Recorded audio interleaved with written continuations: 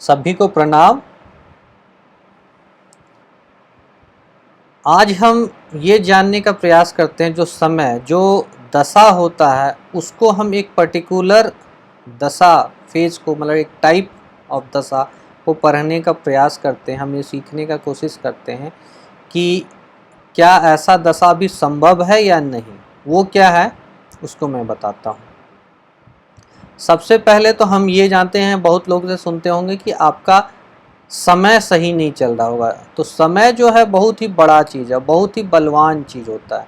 समय जो है कहता है ना कि समय बलवान है, तो आप कुछ भी मतलब कर सकते हैं, मतलब आपको कोई रोक नहीं सकता, आप रुक नहीं सकते। ठीक है, उस तरह का संबोधन बहुत बार आपने सुना होगा। यहाँ पर क्या हम कहना चाहते हैं कि समय या तो कहता है बहुत ही अच्छा होगा या खराब होगा, या एक मिश्र दशा आप सुने होंगे।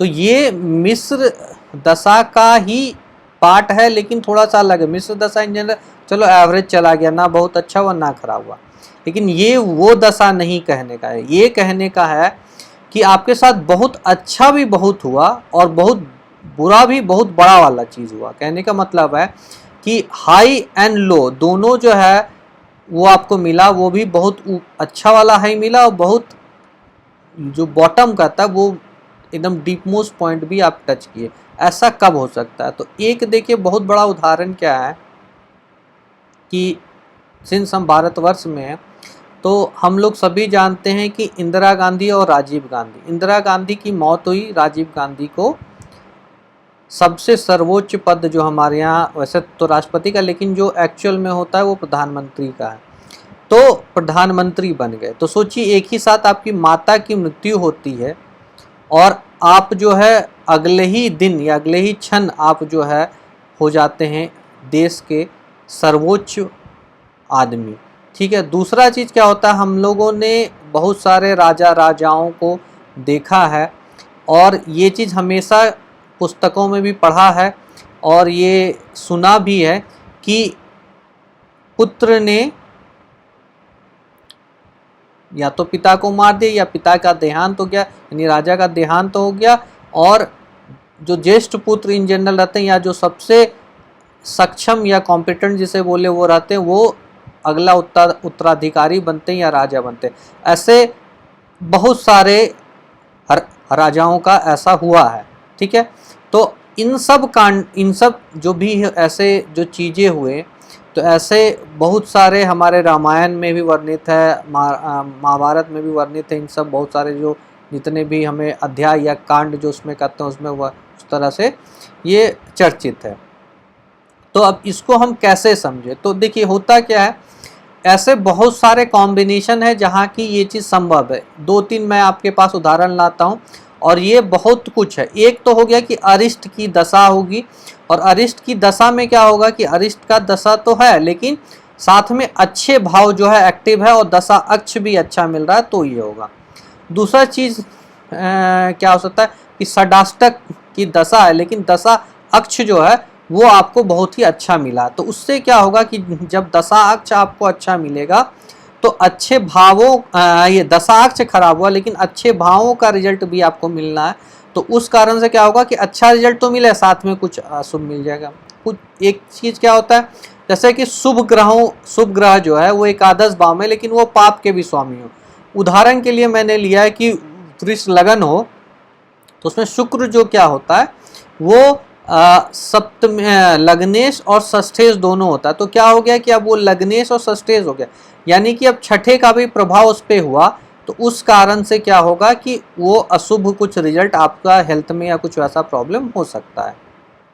चलिए तो उदाहरण के तरफ पे एक 6-8 का उदाहरण यहाँ लेते हैं, यानी षडाष्टक दशा का लेते हैं जिसमें कि अच्छे भाव का। तो यहाँ पे देख लिया यदि चंद्रमा में शुक्र, देखिए जातक का जो चंद्रमा में शुक्र की जो दशा आएगी वो दोनों, एक तो सौम्य ग्रह की दशा है, शुभ ग्रह की दशा है। दूसरा चीज़ क्या हो रहा है कि वो अच्छे भावों में एक्टिव कर रहा है, यानी कि एक नवम में है और एक चतुर्थ में, यानी कि दो अच्छे भावों में है और दोनों अच्छे भावों का रिजल्ट करना चाह रहे हैं, यानी नवम चतुर्थ दसम और तृतीय भाव को ये एक्टिव करेगा, उसका रिजल्ट होगा उस समय। तो देखिए दशा अच्छा होते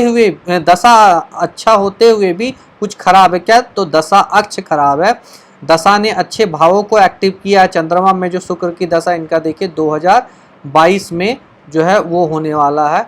तो उस समय जो है हम ये समझ सकते हैं कि 22 से जो 24 का पीरियड जो करीबन 1.5 साल के आसपास का है, तो उस समय सावधानी पूर्वक भी हम रखें। और ये सिंस चंद्रमा से अष्टम हो रहा है, तो उस समय देख ले कि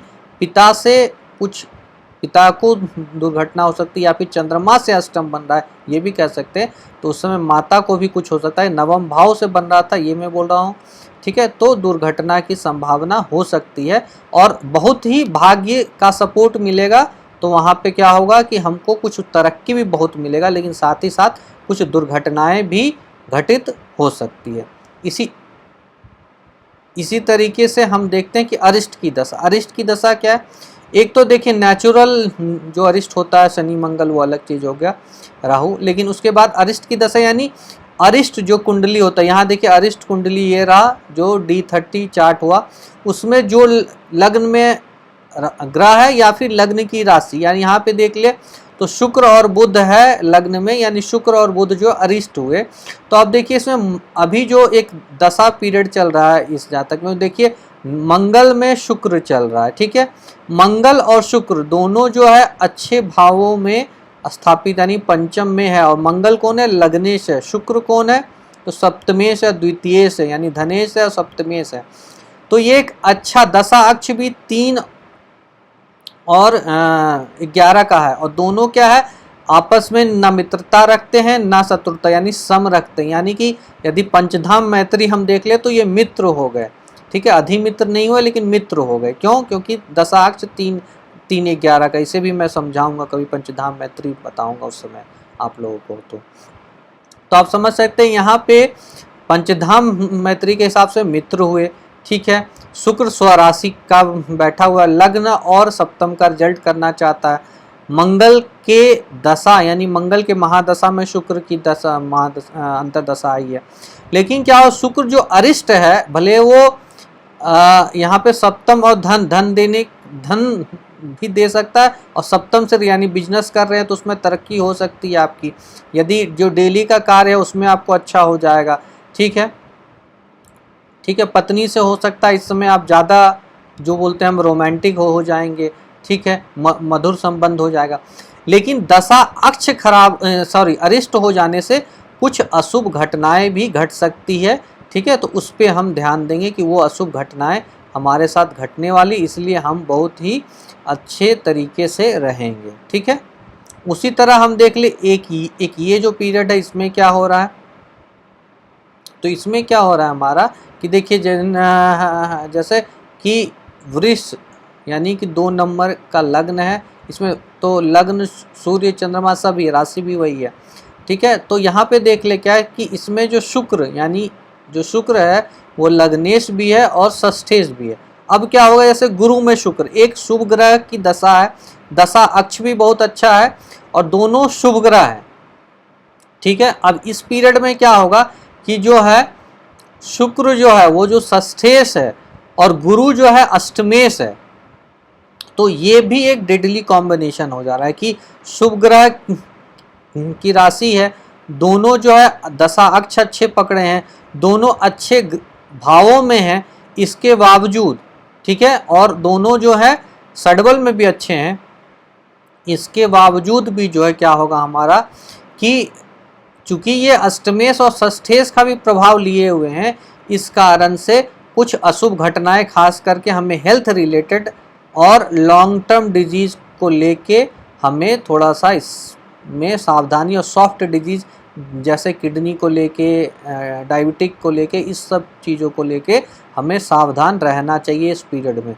तो ऐसे बहुत सारे पीरियड हो सकते हैं जिसमें कि बहुत ही हाई यानी बहुत ही अच्छे रिजल्ट आएंगे, साथ ही साथ कुछ अशुभ रिजल्ट भी बहुत ही बड़े वाले आ जाएंगे। मान लीजिए यही तरक्की होता, प्रमोशन हो रहा होगा, इसमें शुक्र जैसे ही आएगा डेफिनेटली प्रमोशन के चांसेस बहुत हाई हो जाएंगे, बहुत अच्छा पदोन्नति हो जाएगा, लेकिन साथ में हो सकता है कि उसी समय इनका हेल्थ में इशू आ जाए, खास करके शुगर या डायबिटिक हो जाए। दूसरा चीज़ हो सकता है कि अष्टमेश का भी प्रभाव है गुरु का, और शुक्र भी है, तो किडनी फेलियर के भी चांसेस काफ़ी ज़्यादा हो सकते हैं। ठीक है, क्योंकि शुक्र जनित रोग हो सकता है। ठीक है, गुरु अष्टमेश भी है, तो दोनों का जो डेडली कॉम्बिनेशन है हो सकता है वो किडनी फेलियर भी हो सकता है, या किडनी से संबंधित रोग हो सकता है। ठीक है, तो इस तरह से हमने ये समझा कि जो 3 टाइप के हाँ हम दशा सुनते हैं, अच्छा, खराब और मिश्र, उसके अलावा कुछ ऐसा पीरियड भी होगा जिसमें कि बहुत ही अच्छा होगा, बहुत ही खराब होगा। तो इस चीज़ को भी हम कभी नज़रअंदाज ना करें, और इस चीज़ को भी हम कभी ना भूलें।